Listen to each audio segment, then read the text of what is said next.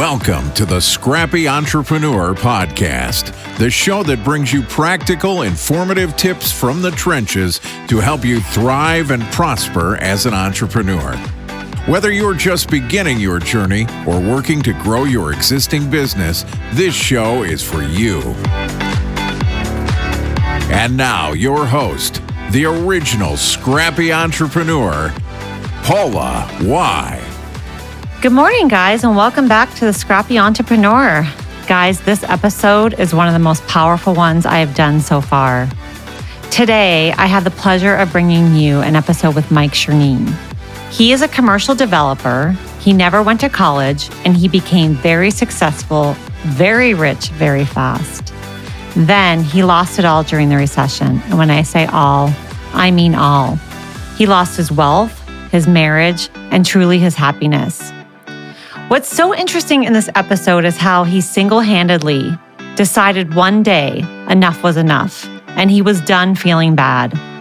He made a life-changing decision to be his best friend, to lean on God, and to tap into his inner strength. In this episode, he gives sage advice to tap into during tough times. He shares how to tap into personal gratitude, mentors, and never being afraid to fail, even after you failed. He lays down the knowledge of building a successful business with great advice on how to network, own your own turf, and leveraging and funding tips. Really, this is such a great episode, so enjoy.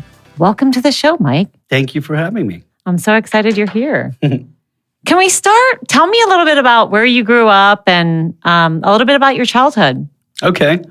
I was born in Southern California, San Fernando Valley. And my dad was in the car business ever since I was born. And so he would get jobs. He'd work for a company that would maybe buy another dealership. And so we would pick up and move pretty quickly. So we moved from Southern California to Oregon, to Fresno, to Oregon, and then to Vegas when I was about 13 years old. So when did you start getting interested in real estate? It's I was a freshman at UNLV doing terrible in my courses. And I had no interest in going to school because I wasn't dedicated to school because I didn't have an end goal of what I was going for. So I was showing up to class with very little interest in anything that I was studying. I was partying at the sports pub. I lived right behind, the UNLV, and it was just, I was struggling because a lot of my friends knew they wanted to be a dentist, knew they wanted to be an attorney, things that required a college education in order to get there. I didn't know what I wanted to do. I had already had probably 20-something jobs by the time I was 18 years old. And I took a real estate law course, and I just got it. I go, this is it. My juices were flowing. I was asking questions to the professor all the time, and I got a C in it. So it tells I was paying attention somewhat. So I told my dad, I said, Dad, I want to quit college. I want to go work at a title company. I want to learn the business from the back end, get paid to get educated. And so he said, I can get you a job at Minnesota Title. I know the owner. And I said, well, I'm just going to do it myself. And I looked in the yellow pages, and it said Nevada Title Company, #1 title company. So I went and got a job there. That's awesome. So you just went in, said, I want to work here, or filled out a resume, or how did you get yourself in there? I just called up and said I was interested in getting a job. I got interviewed by 2 people that I still do business with today that are still in the title industry. This was 1988. What was the job? I was customer service, so I would pull microfiche back then. We didn't have all the maps on computers. I would make copies of maps and CC&Rs and ownership and stuff like that. So I got to learn the basics of real estate ownership and parcelization of land. And so I really got the background there. And then I got to meet a bunch of veterans because they'd come in and ask for these things called farms, where they get all the names of the people who own property and all their addresses and stuff. So I provided that. And then I moved up really quickly. In a month, I was a supervisor. 3 months later, I was in the commercial escrow department. We were working on the acquisition of all the properties for the Mirage. And then we did a refi on the Horseshoe, and we did the acquisition of the Hacienda and stuff. So I got to be involved with some really big deals and got to see some big numbers. And you're 21 now? Yeah, I was 20, 21. And then I would keep copies of trusts and documents and agreements to have a little file that I set aside so I could study them. And I ended up using them as templates when I got into the business. So all this was it was done purposefully to get an education so that, because my dad was no one's going to buy commercial real estate from a 20-year-old, 19, I was 19, I think. So I went and got the education, got paid for it. And then I was cutting a check to somebody for $250,000 that worked at Diversified, which is where I ended up going. And he pulled That's a commercial real estate company? It was the brokerage. biggest at the time. Okay. There's probably 30-something agents. And so he said, can you tell me the difference between a deed and a deed of trust? I'm like, I just cut you this check for like $250,000 and you didn't even know that? And I was like, okay, I'm out of here. I'm doing this. And then so that's when I started, I think I had $1,000 in my checking account. I quit Nevada Title before I even got my test results because I knew I passed it. And my wife at the time was like, are you crazy? You got to wait till you get your license, And I said, it might be 6 months before I make any money, but paid the dues. And so you actually went to start to be a commercial broker to sell the land? Yeah. Okay, so you started in brokerage. Yeah. I specialized between Spanish Trail and the lakes. There was like 4 square miles there, and I knew everybody who owned every piece of property. And that's the commercial side, not residential. Mm-hmm. So I never did residential. So you focused on a particular area, and because of your background at Nevada Title, you knew who owned the land, what it was worth, how much it was. So how did you work that? How did you start getting in and doing deals?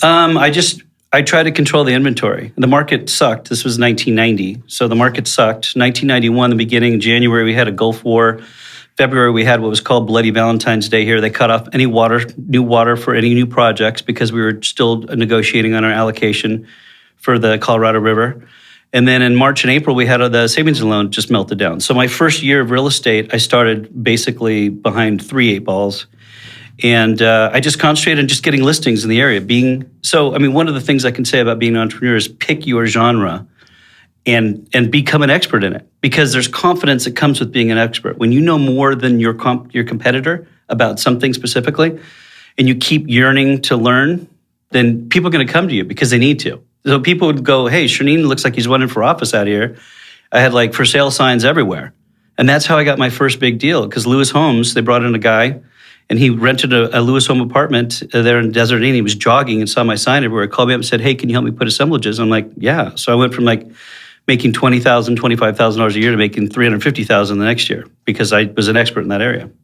So that's how you got your first big deal, was that he hired you to do assemblages ongoing. So it was an ongoing client. Yeah, so I knew everyone who owned the pieces. I knew how much they wanted for them, and so I could put together 60 acres over here. And that's a lot of money. If each 5-acre piece is $500,000, it's a pretty big commission for me, $180,000. So I put those together, and then I started buying land. I started getting family, friends, and knowing with the information that I had, because in stock market, inside information is bad, but real estate, you have to have it. So I knew that a bunch of houses were going in here and all the infrastructure was going in. So I'd buy the corner, go get it zoned commercial, wait for the houses to get in, and then sell it. And that's how that was 92. So you're 22 in 1992, and how much are you making back then?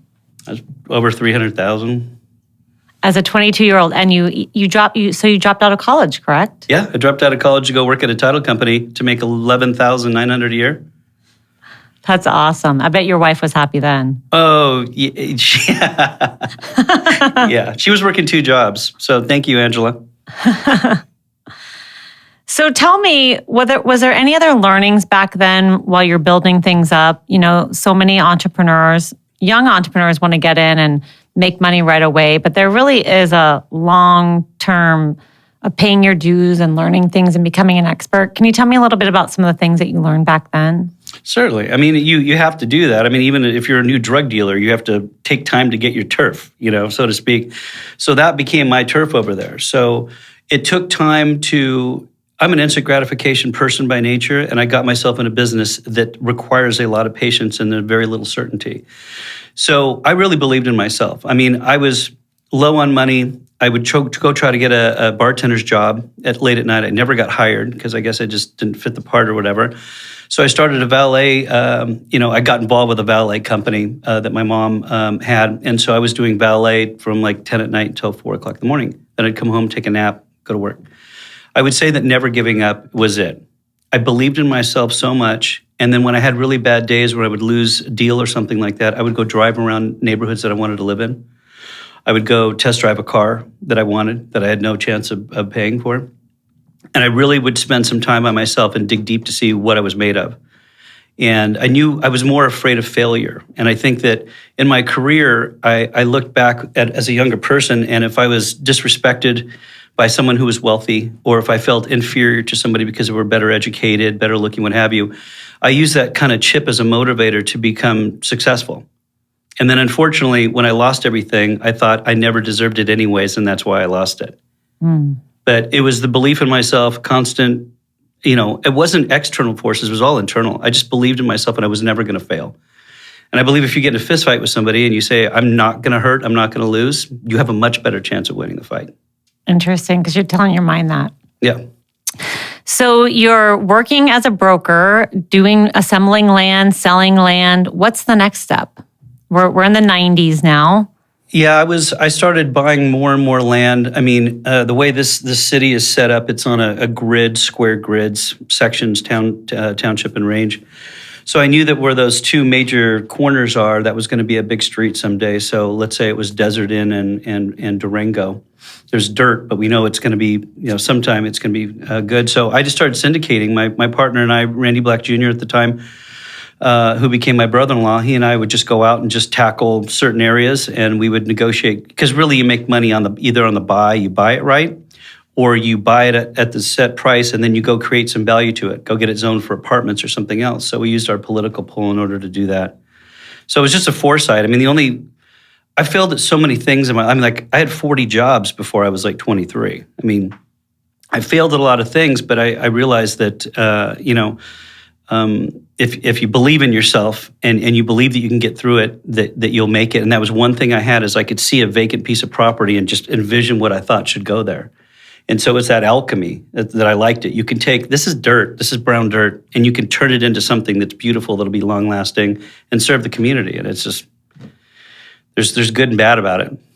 Do you think that innate belief in yourself, where did you get that? How did you know that I'm just still going to continue to believe in myself and that I can keep going if I just keep going? I would say that my parents were very supportive and very loving. I don't necessarily think they weren't mentors in any way in my business of what I was doing, but they were always supportive. And I was an only child until I was about 12. And I'm not sure if having that sort of that type of support to create self-confidence is stronger than someone who maybe had a very damaged household and had a dad that said, or a mom that said, you're never going to make it. That, I think, creates stronger, bigger success stories, is that adversity. And I think I have so much respect for people who are children who were never supported, and they can grow up and kick ass and still be empathetic, not have that bitterness on their shoulder. But I think those guys, those people that have had it rough, that can get through that, the world is their oyster. Right.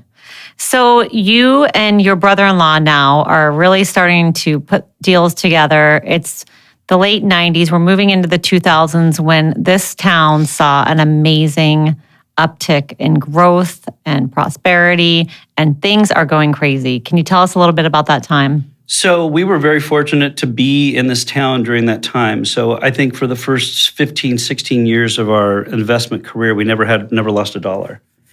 And now, instead of raising $25,000, $50,000 from friends and family, it went to business owners, people who own the bars here in town or the gas stations, whatever. We were going to them and raising money.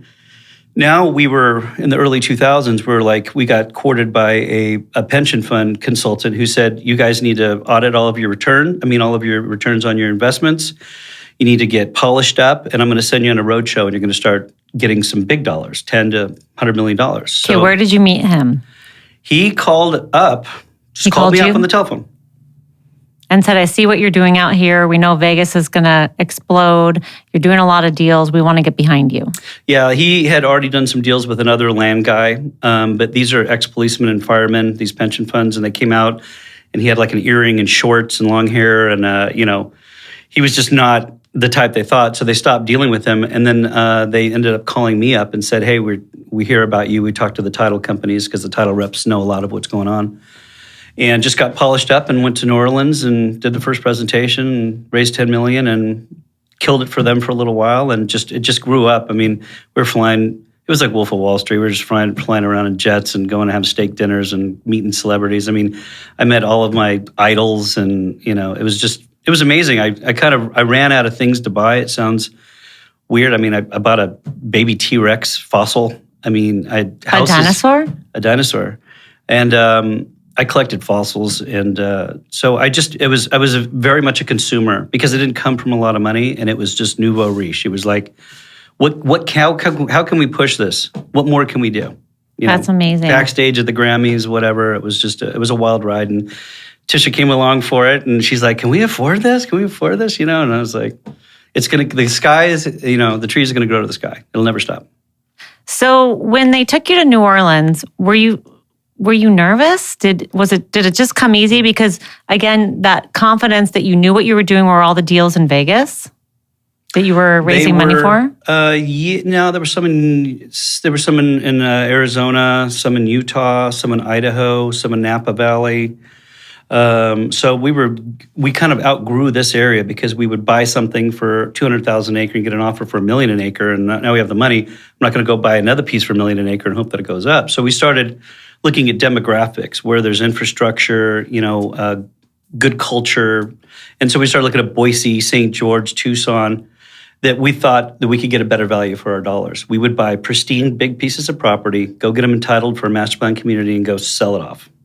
Looking back, did you think that was right to go off into other markets? Like it was something that you didn't know, that there were crazy times, money was flowing, you had the confidence of all the world, let's go out? Or it was definitely, it ended up being a little bit of Achilles heel, but I learned from working at Nevada Title Company that the marketing reps that are having the martini lunches and going and playing golf with the movers and shakers knew who was doing what. So I would go into Idaho and I'd go meet the title rep for the marketing rep for the biggest company, and then go to lunch with them, and they would introduce me to people, and I'm like, where is the freeway going to end right now? Where's it going to go? Has it been approved? So let me get the off ramp there. I'm like, what's the number 1, number 2 fastest residential subdivisions in the valley? And then I go, well, who owns all the farmland across the street? Oh, well, I went to high school with them. I go, let's get them together in a room, and I'm going to buy all these pieces. And so we kind of ramped up, but I think it was. I did make some mistakes, bought high at the top of the market, 05, 06, in some of these tertiary communities. But we also made a lot of money doing it as well, because we had the huevos to go in there and buy a big piece on a shorter time frame. When a big developer would need 9 months to close it, I would beat them out and get a cheaper price and buy it for 2 months, and then I'd resell it to them over time. But I got really big, and it was difficult. You really have to be careful when you're expanding, when you're ramping up.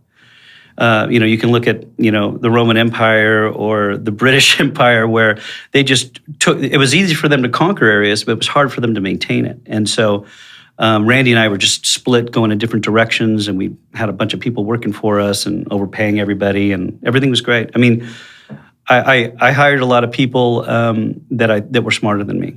And I think that I got them in some unsafe zones. They were out of their comfort zone because we were moving so fast. So then what went wrong? Well, I would say that we saw the leaves falling off the tree probably the end of 2006, when on these big pieces of property, the home builders were slowing down. I need more time, because their sales were starting to slow.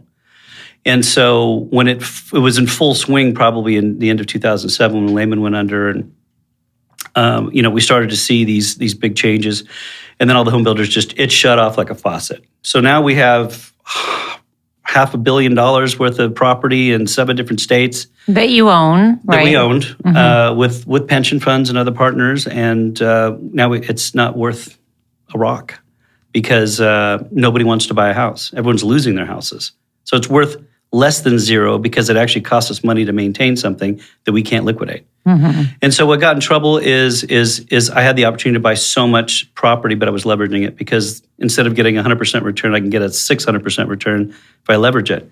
And I signed personally on loans. I'm not allowed to have a pen right now. No more personal guarantees? No more personal guarantees. So you were personally guaranteeing everything, or most things, right? And then buying a lot because your confidence was high. And then something came along that you had no control of, called the economy. Sure. And things started, like you said, a faucet just turned off and your world changed. I needed a mentor.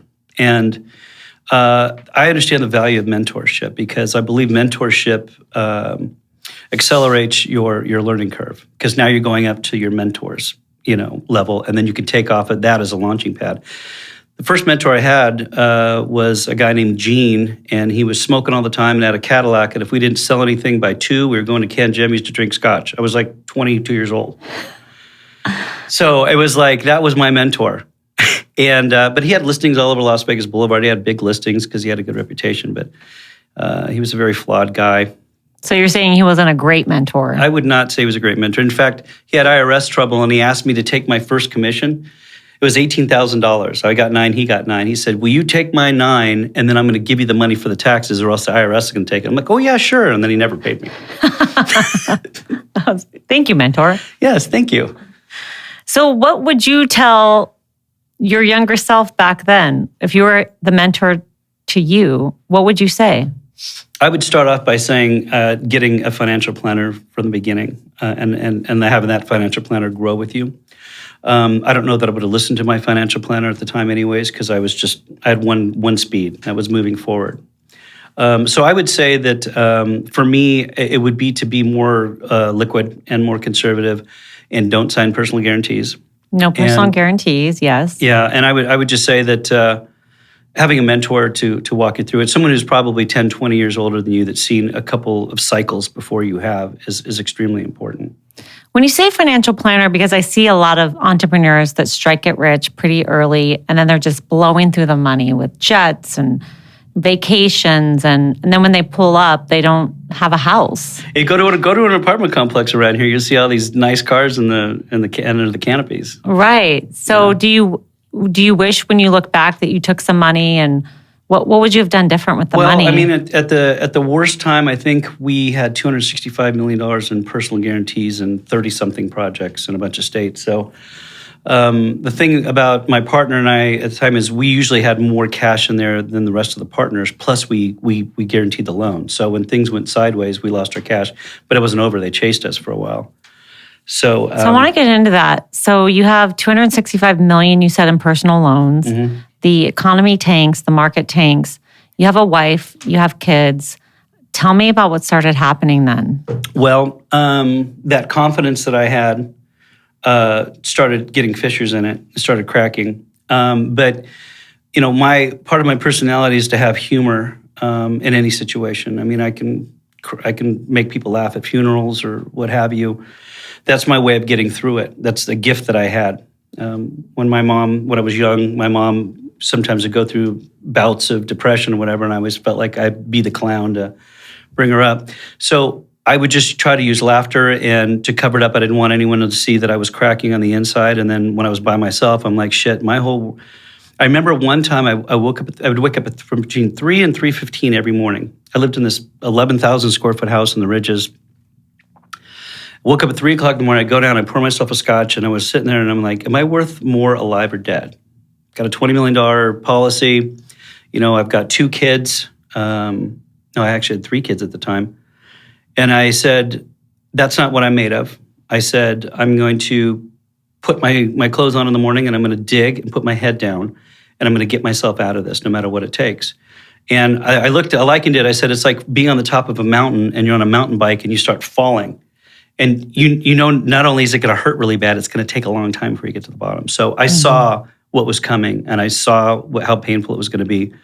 But I just dug. And tried to keep as much integrity in the process of doing so. And I questioned myself a lot. Every decision I would make, is this the right decision? Because I had gotten my pee-pee spanked, and it was like, now I have to basically break myself down, figure out what I did wrong, figure out how I got myself in that situation. And I know there's external factors.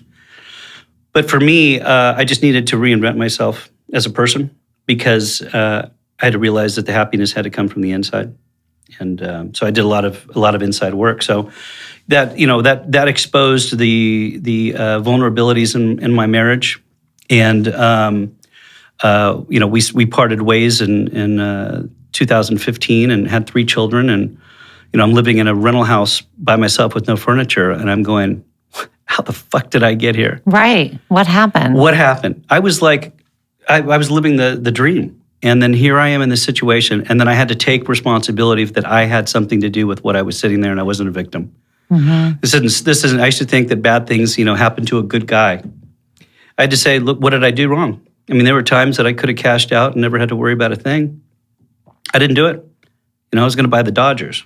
It was like I had big goals. So that was the best thing that could have ever happened to me. Getting a divorce and losing everything recreated the person that I am. And now I'm in a position that if I were to die today, driving away from here, I would drive a happy man. I'd feel like I lived a fulfilled life. Were there any learnings during that time when you were so down, waking up at 3:00 in the morning and going through a divorce? Where did you turn for help? It sounds like, again, you have this internal fortitude to pull yourself up. Where did you find it? Well, it started with church, then it was yoga and meditation. It was talking to friends, but a lot of my friends are going through the same thing, so it was more like commiserating, like who's got it worse. And then it was, a lot of kickboxing, mixed martial arts helped me get some of that. Reading tons of books, but it couldn't get me there. And I actually entered a leadership program that actually flipped me around in 2 weekends, and I was like relieved. I was like, thank God. It's like being, going to the doctor and you're like, I heard, and the doctor's like, I don't know what it is. And then you go figure out what it is, and you're like, okay. The first thing you got to do is figure out what's wrong before you can fix anything. So I went through this program, and it changed me around. I mean, I really saw things differently and learned to forgive myself because I had a shit ton of shame. And I just thought that the pain I was going through, I deserved. And so that extended the misery that I was in. And then I had to face some serious things about myself. And being alone had to be that way. I mean, I didn't date for 9 months, 10 months, because I didn't want to get into a situation that I would feel like I'd have to backpedal out of and hurt anybody, and I wasn't ready for it. So that's amazing. So you went through a divorce, you've hit rock bottom. How did you start returning back to the active duty of building yourself and your company back up? Well, I have very little patience, and so I started multiple companies. And at the time, we had like a shrimp farm, had a billboard, like a media company, Media Minds. I had a retail development company, had started Brass Cap in commercial real estate and industrial development, and put a great team together. And I just tried a bunch of things because I didn't want to put all my eggs in one basket. So I was kind of like, I'm going to start all these things and see which one takes fire first. And I just kept pushing. Really, if you stop and sit there and think about your situation, how productive is that?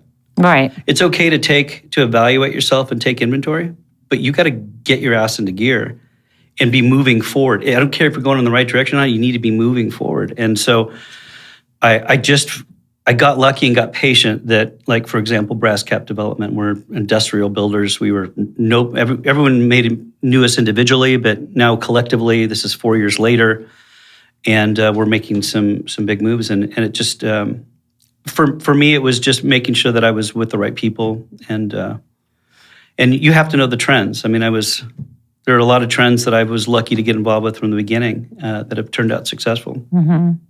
So in dealing the company, and even when you look back to when you had a lot of different employees, how did you, as an entrepreneur building a company, deal with all of the operational issues in your company? How do you build a company? How do you build an accounting side? Like, how did you deal with all of that? Terribly. I'm not a good I'm not a good leader that way. I'm a big picture person, and my partner at the time was a very big picture person. We didn't know, we were the Wolf of Wall Street back then. We were just running 1 million miles an hour, and so we would hire people and expect probably too much of them to make their own decisions. And a lot of times, entrepreneurs are free thinkers and creative thinkers, and sometimes people who just prefer to work for somebody are just like, if you give me direction, I will go in that direction for you. But if they're not getting direction, then it's kind of like, so we're out trying to survive and make money and keep the lights on, and we weren't giving a lot of direction, and I think there was a lot of frustration. So I'm not good at that, so I wouldn't be able to, I'm a good delegator, but I'm not good at details. Right. Tell me about in your business, obviously in your business, you were networking, you have this reputation, that you're working to manage. How important is reputation and networking for your company? Well, reputation is your currency, because reputation, if you have a bad one, you don't have a lot of value. It's very difficult for you to do business. I feel that I've worked hard on my reputation. to be able to know a lot of people in this town. And if I call somebody, that I think I have a decent chance of getting them to answer or call me back. Or if I'm going to collaborate with somebody. So, I mean, reputation is something that only you can create yourself, right? And your reputation is what other people think of you. I mean, as long as you know what you think of yourself, and that's what's more important. But I think, especially in real estate, you have to have a good reputation. Because if you burn somebody in real estate and they tell somebody, they're not going to want to deal with you. Right. And then how do you network? Well, so if it's kind of like I look at like business, being an entrepreneur is like being on a sailboat, and you require wind to be able to move around. And I believe that when you're stalling out in business and things are getting tougher, you have to say, is it external or internal? What am I not doing here that's creating the wind? And some people just tear off the mast and use it as a row and start going. But I think that for me is that if I get into a lull and I'm too into my little world, then I need to get out of that world, and I need to start networking with people it'll give me information about what's going on. What's the next trend? You can see who's doing what. And I found that as soon as I banged the telephone and started planning my whole week full of coffee and lunches and all that, that I was creating new ideas, and I was hearing things going on. And in real estate, if you're doing brokerage, which you do when development is tough, is that it's a matter of a game of concentration. Like, oh, I know this person needs this, and I'm like, oh, but I know this thing over here, and then you put them together. Mm-hmm. The only way that's going to happen is you have to get out there. And so, if you're really super introverted, that could be painful. If you're an extrovert and you can call people up, and go just pick their brain and hear what's going on, your juices start flowing. And you can either say, well, everyone's doing better than me and I suck, or you can say, I want to be part of this and jump into it. So, I mean, part of the entrepreneurship is just being creative and turning something, from nothing. Right. And having a lot of patience. And I mean, you got to have big ovaries and big balls if you're going to, get on a trapeze without any net. I mean, I don't have mom and dad to go, hey, I need to borrow $5 million. Right. I just need 5 and I'll get out of this, So it sounds like when you're networking, you're making things happen, you're calling people, you're setting up the meetings. Are you calling lots of people that you don't know, and how do you get over the fear? Yeah, I just don't. To get over the fear is just shutting your brain off. Because your brain is there to protect you, right? Don't climb that mountain, you could fall off of it. Don't touch that striped snake, you're going to get bit. So you have to kind of override it and go, fuck it, I'm just going to go do it. I'm just going to call this person up and go, hey, listen, you don't know me from Adam, but I know that you're the top builder of apartments in town. I've got 3 pieces I want to show you. They're not on the market. Can we meet? And just out of the blue, like, okay, yeah, sure. And then that's how you build relationships. Mm-hmm. But you can't do that if you don't try. Right. So you're with Brass Cap. You're developing a lot of properties, selling a lot of properties, high stress situations again. What are you doing differently? I think that what I'm doing is that if I start to get too stressed out or running too fast, I'm good at correcting that better than I was in the past. I can switch. If I start feeling overwhelmed, I can put things in perspective. I back up. I pray a lot. But the praying is not praying to get something for me. It's always to get something for the people that I care about, or to guide me in a way that's going to help me move forward, to be more productive in my life. So I'm good at switching. I don't stay into a rut. I can get out of it pretty quickly because I learned the tools of how to do that.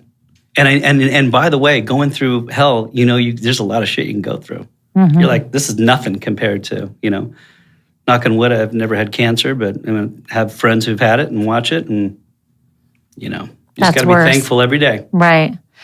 So when you talk about praying, I've learned this too as an entrepreneur, is we think we have to fix it all. We think that we're all alone.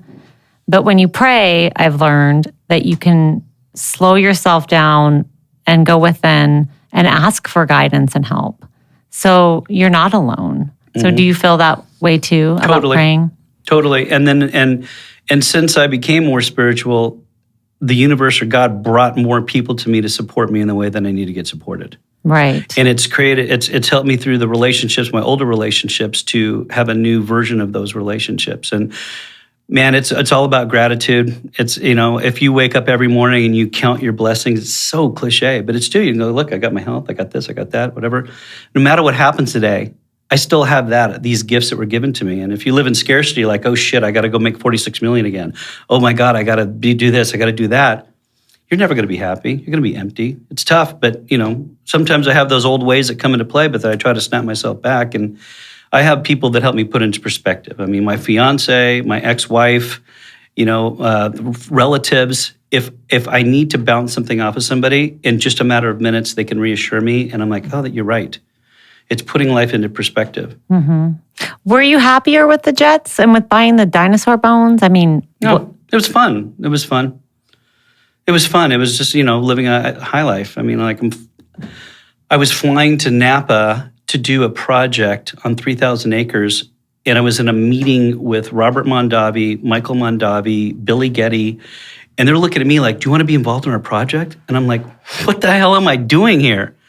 Flew on the jet. The sun was setting over the Golden Gate Bridge, and I was like, I just bought a case of my favorite wine. I'm drinking it. The music's playing on the jet. The sun's going down. I'm crying. I'm like, who the hell do I think I am?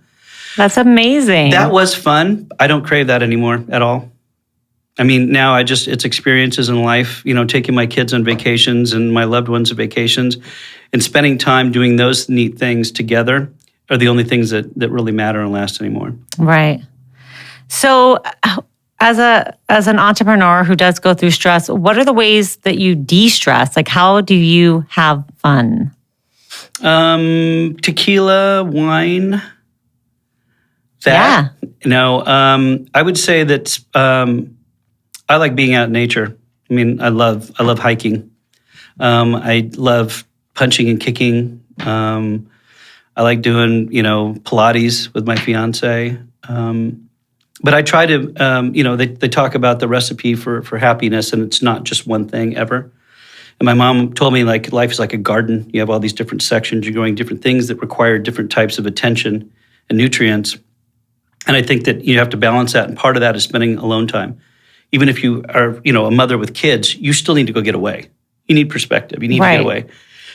For me, going out in nature is great for me. I mean, I did a hike from Yosemite to just south of Lake Tahoe by myself in the mountains, and just got off the grid, and it was challenging. I think things like that enrich you, and they energize you. Mm-hmm. So you have to get out of your comfort zone, and it's very difficult for some people to do that. I'm still going to get myself to jump out of a plane. I'm scared of heights, but I want to go do something like that. So I think if you get out of your comfort zone, you get confidence. You're like, I'm not a good painter. And all of a sudden you go to the Pinot wine painting thing and you're like, geez, I'm pretty good. I think that if you try new things, it keeps you stimulated. Everyone's got their favorite restaurants they like to go to. It's difficult to say, let's try something new, because what if it sucks?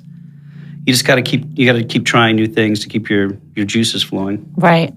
So I'm curious, and I'd like to ask you this, is, you dropped out of school, college, you're very successful. What's your advice to your children about college? Nowadays, there's so much back and forth of it's good, it's not good, it's too expensive.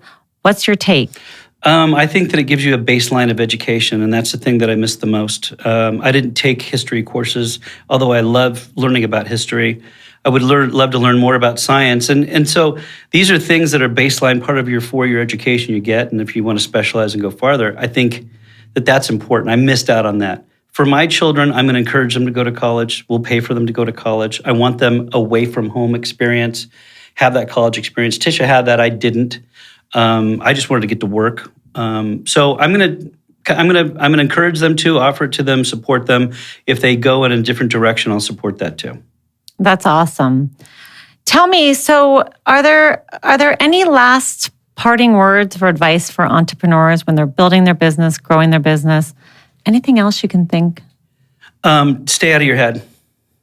Stay out of your head, because your head will a lot of times tell you that you can't do it and you should stop and go do something safe. But I believe that if you listen to your gut, and your gut tells you the world needs this, or I'm really going to enjoy doing this, you have to keep going, but you have to stay moving. It's very difficult to just move in a linear line when you're an entrepreneur. There's a lot of other factors that come into place. You have to have support around you.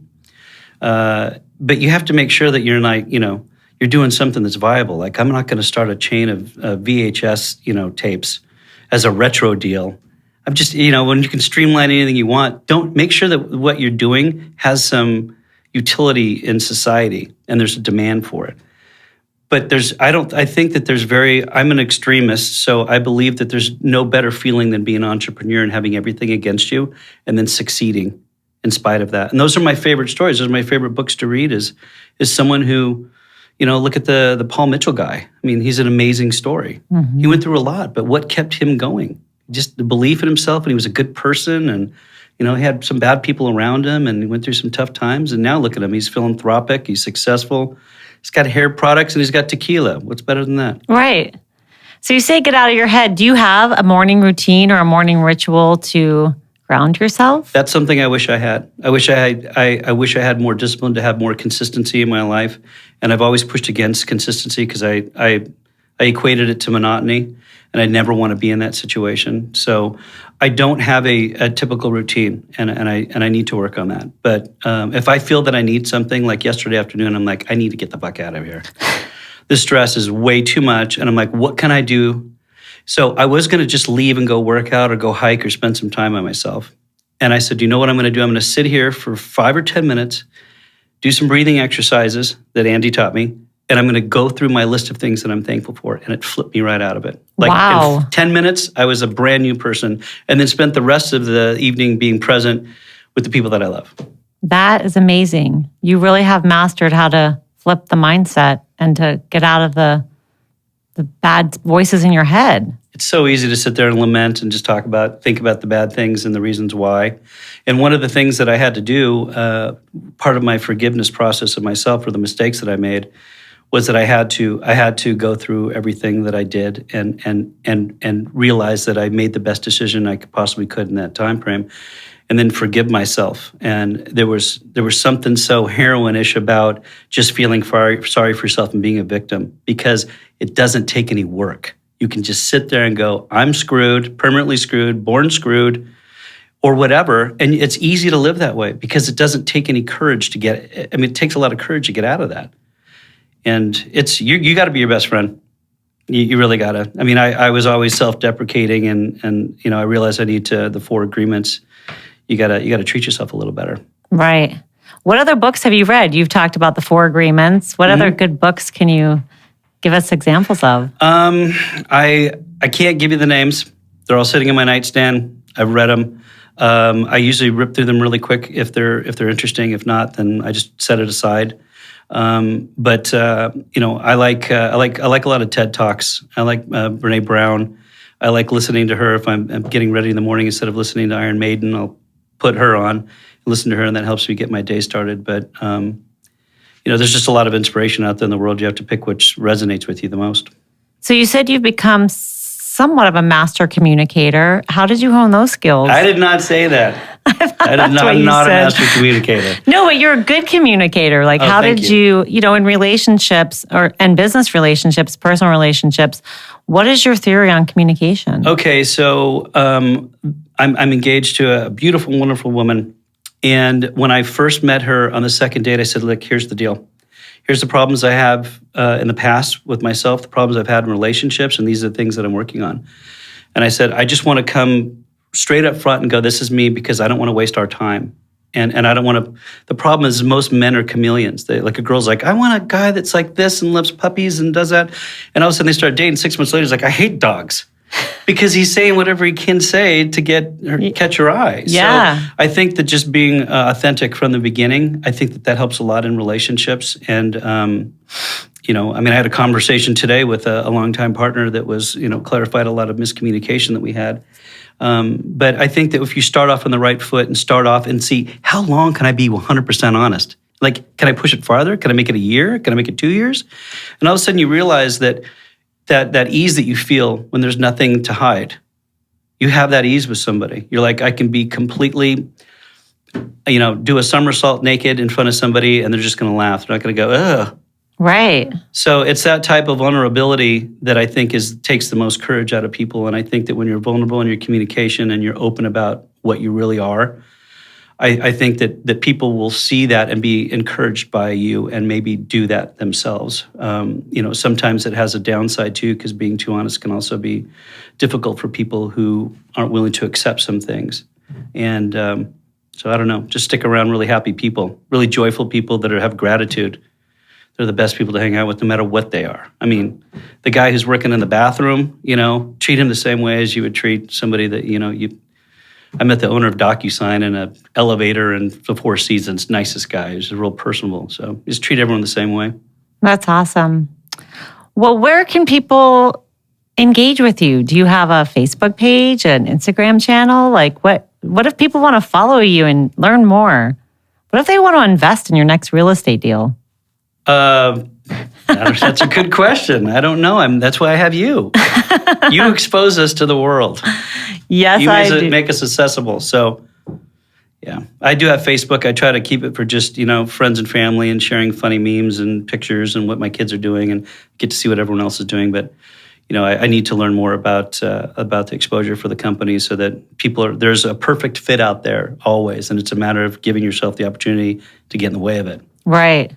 So speaking on that, before we close up, marketing for the company, have you learned anything over the years? Like, do you feel like it's important for your company to have a good professional image out there and to market? Like, what are your thoughts on that? No doubt. I mean, I love branding and I love creating something. I can ramp up a company quicker than anyone I know. You get an idea, I got it branded, you get the right people involved, and you just ramp it up quickly. So I believe that, an image is created around, it starts with your logo and your mission statement and your collateral, the things that you put out. It says a lot about you. And I think that is extremely important to make sure that you're branded properly and that you're always out there. And, in the society that we live where, how much face time do we spend on our devices? I mean, I can't remember the last time I went to the bathroom without having a phone. So, I think that it's extremely important, and we need people like you to be able to advise us on what avenues are the most effective for your dollar and, whose eyeballs do you want to be in front of? Right. And a lot of that has to do with success. I mean, you get a phone call. You just get a phone call out of the blue from somebody, and they're looking for something, and you're like, how did you find me? And that's a good question and it's the same thing with like relationships, with romance. You can't stay in your apartment all the time and try to find true love unless God puts the delivery guy in front of you or something. But you have to get out there, expose yourself to have more input coming into you. Right. And so no matter what you do, really, no matter what you do, you need to have people know what you're doing. Right. You can't make it a secret. Right. Well, thanks for coming in, Mike. I really appreciate it. And good luck to you and your ventures. Thank you so much. I appreciate it. Thanks so much for listening today. And if we brought you any value, please like, subscribe, and share the podcast. Also, make sure to connect with us on Facebook. Our Facebook group is Scrappy Entrepreneurs. And on Instagram, the.scrappy.entrepreneurs. I'm your host, Paula Y. Until next week, stay scrappy.